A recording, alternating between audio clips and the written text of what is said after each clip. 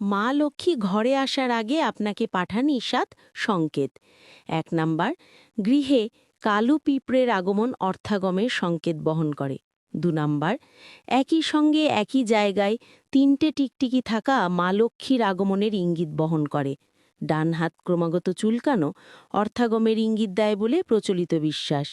৪ number, বাড়ির কার্নিশ বা ঘোলঘুলিতে পাখির বাসা বাঁধাও অত্যন্ত শুভ সংকেত। ৫ নাম্বার, রাতে স্বপ্নে ঝাঁটা, কলসি, পেঁচা, বাঁশি, হাতি, একটি শাঁখ, সাপ অথবা গোলাপের স্বপ্ন দেখা আসন্ন অর্থ লাভের ইঙ্গিত বহন করে। ৬ নাম্বার, পরপর কদিন বাড়ি থেকে বেরোনোর সময় যদি দেখেন কেউ ঝাড় দিচ্ছেন, তবে আপনি খুব শিগগিরই মোটা টাকা রোজগার করতে চলেছেন।